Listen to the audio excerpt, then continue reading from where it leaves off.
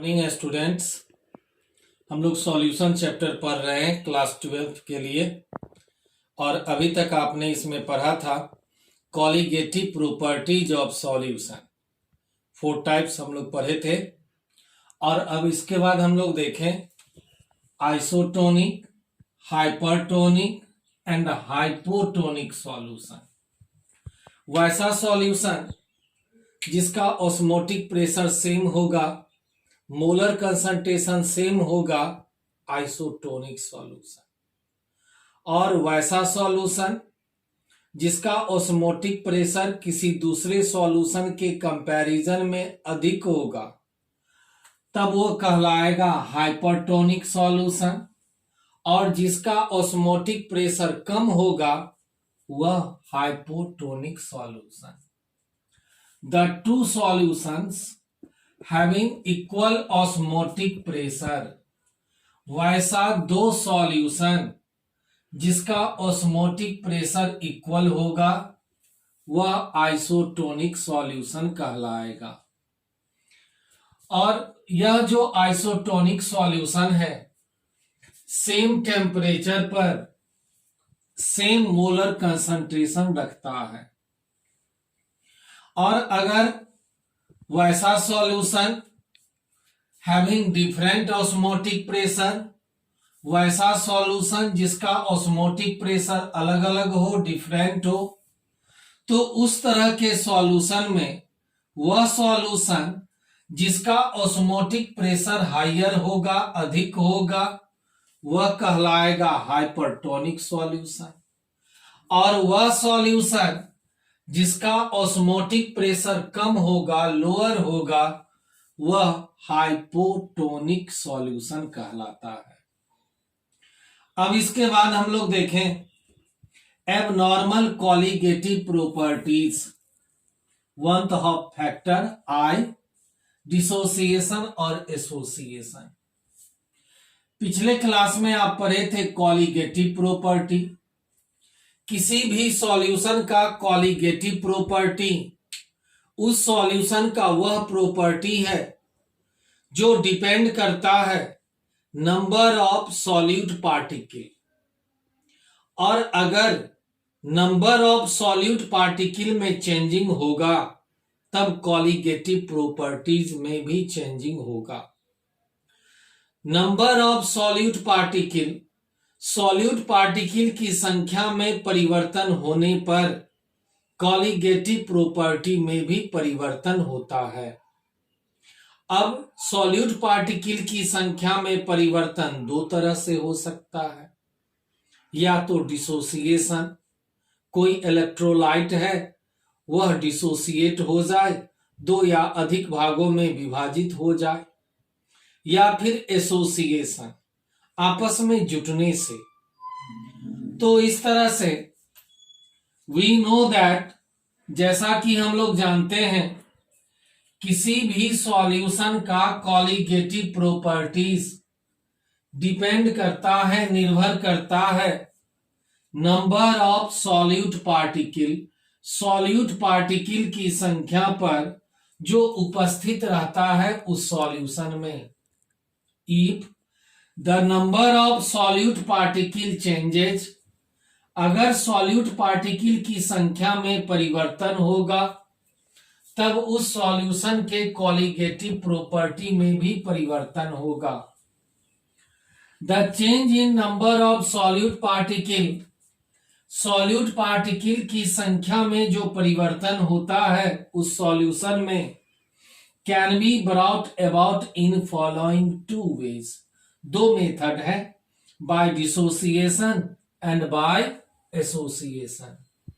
Dissociation का meaning हुआ, जैसे अगर आप लेते हैं 1 मोल पोटासियम क्लोराइड, अगर इसे एक्वस सॉल्यूशन में डिसॉल्व किया जाए तो ये आयोनाइज्ड होगा K+Cl-, 1 मोल बनेगा पोटासियम आयन, 1 मोल बनेगा क्लोराइड आयन। तो टोटल ये 2 मोल का फॉर्मेशन हुआ। तो डिसोसिएशन से पहले यह KCl कितना था? 1 मोल। जब इसका डिसोसिएशन हुआ, विघटन हुआ, तब ये बना 1 mole potassium ion, 1 mole chloride ion, 2 मोल प्रोडक्ट बना। यहां पर number of solute particle increase हुआ, इसीलिए यहां कॉलिगेटिव प्रॉपर्टी इंक्रीज होगा।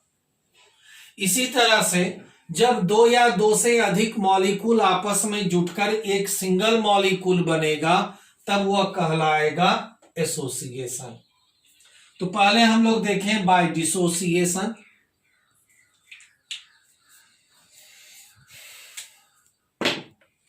First, by dissociation. डिसोसिएशन का मीनिंग जब कोई सबस्टांस टूट जाए, विखंडित हो जाए, आयन में अलग हो जाए, आयोनाइजेशन हो जाए। When the substance is an electrolyte, अगर कोई सबस्टांस इलेक्ट्रोलाइट है, आयनिक कंपाउंड है, तब यह आयोनाइजेशन में शामिल होता है और प्रत्येक आयन पार्टिकल की तरह बिहेव करता है, व्यवहार करता है, और इस प्रकार उस सॉल्यूशन में सॉल्यूट पार्टिकल की संख्या में वृद्धि होती है, इंक्रीज होता है, resulting with the increase of colligative property of solution. तो जब सॉल्यूट पार्टिकल की संख्या में वृद्धि होगा, इंक्रीज होगा, number of solute particle increase होगा, तो उस सॉल्यूशन का कॉलिगेटिव प्रॉपर्टी भी इंक्रीज होगा। फॉर एग्जाम्पल, अगर 1 मोल पोटासियम क्लोराइड को डिसॉल्व करें एक्वा सॉल्यूशन में, तो यह प्रोड्यूस करता है 1 mole potassium ion and 1 mole chloride ion. That is total 2 moles of particles are produced। तो इस तरह से जब number of solute particle increase होगा, कॉलिगेटिव प्रॉपर्टी भी इंक्रीज होगा। Second, by association. एसोसिएशन का मीनिंग हुआ जब दो मॉलिक्यूल आपस में जुटकर 1 मॉलिक्यूल का फॉर्मेशन करे, तब वह प्रोसेस कहलाता है एसोसिएशन। जब 2 मॉलिक्यूल जुटकर 1 मॉलिक्यूल बने तब आप इसे कहते हैं डाइमर। इसी तरह से अगर 3 मॉलिक्यूल जुटकर 1 मॉलिक्यूल बने, ट्राइमर। बहुत सारे मॉलिक्यूल आपस में जुट करके एक मॉलिक्यूल बने, दैट इज पॉलीमर। तो बाय एसोसिएशन, अगर सबस्टांस एसोसिएशन में शामिल होगा, आपस में जुटेगा, मीन्स 2 और मोर मॉलिक्यूल्स ऑफ सॉल्यूट, 2 या 2 से अधिक मॉलिक्यूल सॉल्यूट जब एसोसिएट होता है और 1 मॉलिक्यूल सॉल्यूट का फॉर्मेशन करता है, तब number of solute particle decrease होता है। सॉल्यूट पार्टिकल की संख्या उस सॉल्यूशन में घट जाता है, resulting with the decrease of colligative properties of solution, जिसके कारण सॉल्यूशन के कॉलिगेटिव प्रॉपर्टी में भी डिक्रीज होता है, कमी होता है। For example, molecules of ethanoic acid dimerise in benzene. Benzene में इथेनोइक एसिड, एसिटिक एसिड का मॉलिक्यूल आपस में जुट जाता है हाइड्रोजन बॉन्डिंग के कारण, और चूंकि यहां बेंजीन का डाई इलेक्ट्रिक कांस्टेंट कम होता है, तो इथेनोइक मॉलिक्यूल आपस में जुट जाता है, जिसके कारण number of solute particle reduced हो जाता है ड्यू टू डाइमेराइजेशन। यहां 2 मॉलिक्यूल 2 मोल लिया गया एसिटिक एसिड, इथेनोइक एसिड, दोनों आपस में जुटकर 1 मोल का फॉर्मेशन किया। 1 मोल CH3COOH, अनदर CH3COOH। तो ये दोनों मॉलिक्यूल आपस में ये हाइड्रोजन बॉन्डिंग के द्वारा आपस में जुट गया, दिस इज हाइड्रोजन बॉन्ड, और ये डाइमर का फॉर्मेशन किया। तो यहां पर number of solute particle decrease हुआ, कॉलीगेटिव प्रॉपर्टी भी डिक्रीज होगा। तो इस तरह से हम लोगों ने देखा कि जब सॉल्यूशन में सॉल्यूट पार्टिकल का डिसोसिएशन या एसोसिएशन होगा, number of solute particle increase या डिक्रीज होगा, कॉलीगेटिव प्रॉपर्टीज में चेंजिंग होगा और वह एबनॉर्मल कॉलीगेटिव प्रॉपर्टीज कहलाता है। इसी से रिलेटेड वंत हॉप नामक साइंटिस्ट ने एक फैक्टर दिया जो कहलाया वंत हॉप फैक्टर, जिसे आई से डिनोट करते हैं, दर्शाते हैं। कैसे, तो देखें हम लोग। वंत half in 1880 introduced a factor I to count the extent of dissociation or association called Van 't Hoff factor। Dissociation और एसोसिएशन के एक्सटेंट को काउंट करने के लिए वन 't हॉफ ने 1880 में एक फैक्टर दिया जो कहलाया one 't half factor I, van 't Hoff factor, this is equal to normal molar mass by observed molar mass. This is equal to observed colligative property by normal colligative property. Again, one 't Hoff factor I is equal to total number of moles of particles after dissociation or association by number of moles of particles before dissociation or association।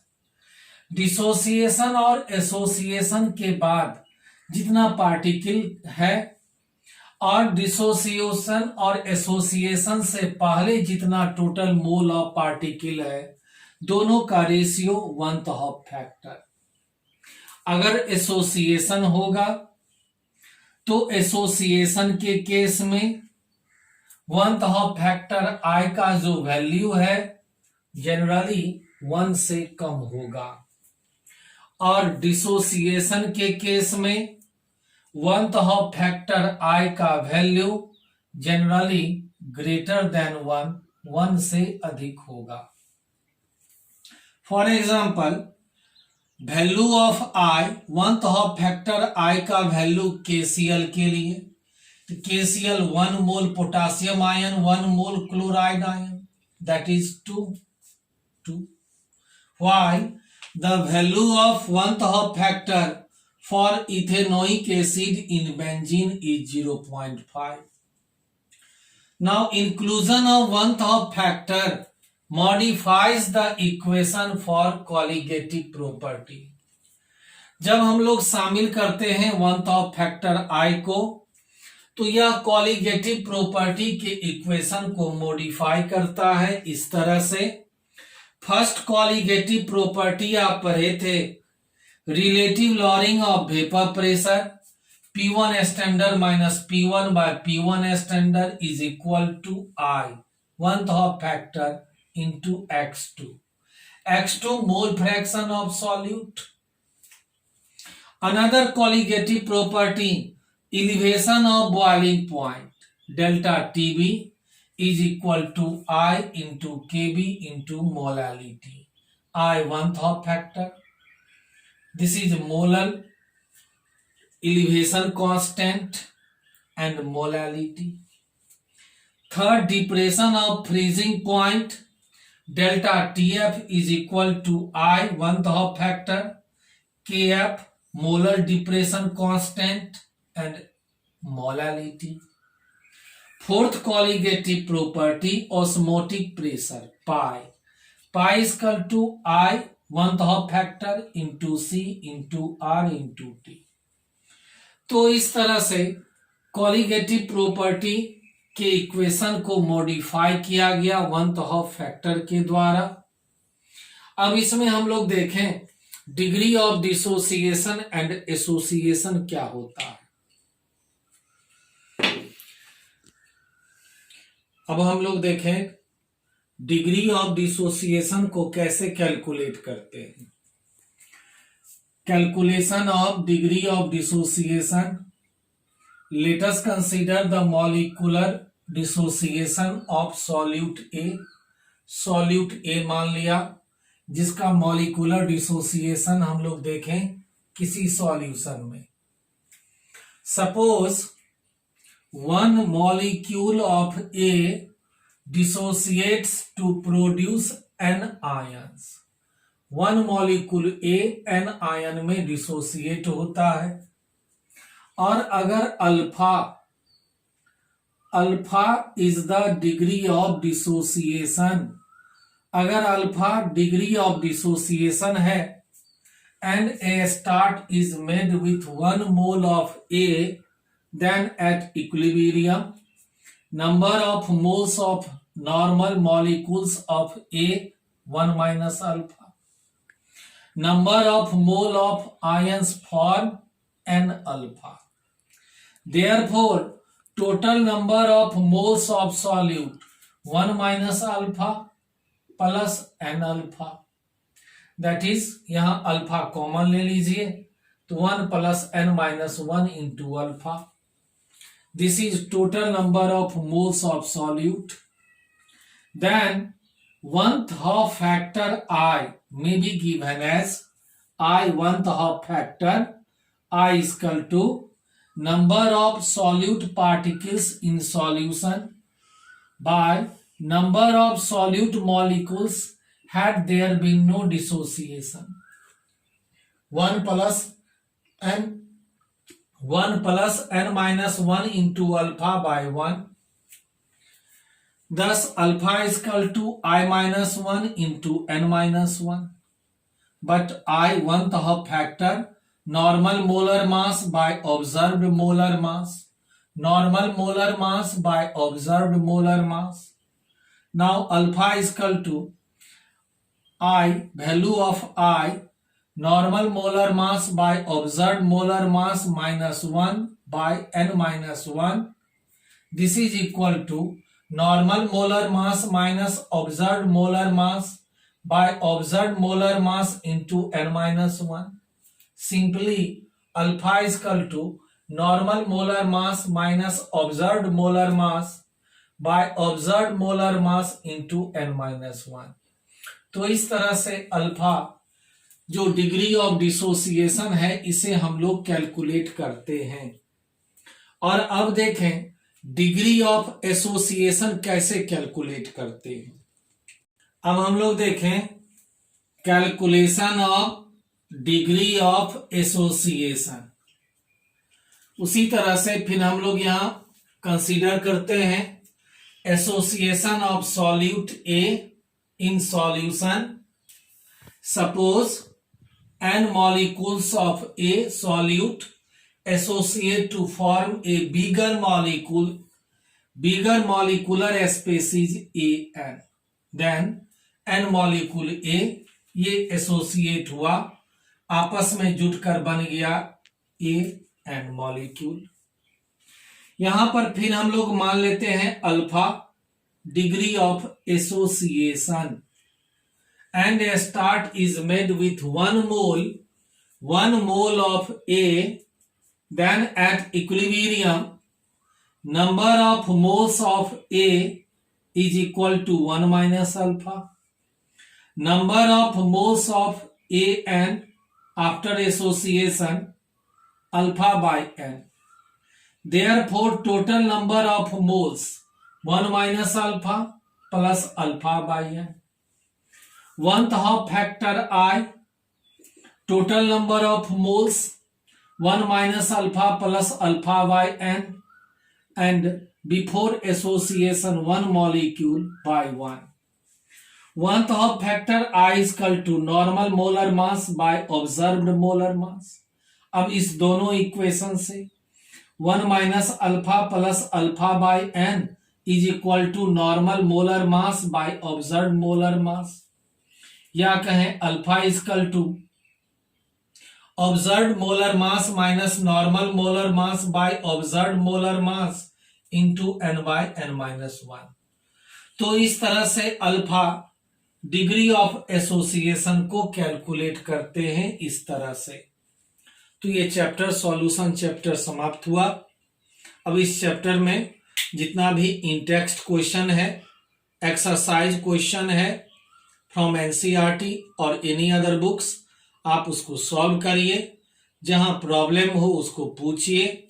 और next day हम लोग third chapter start करेंगे, electrochemistry.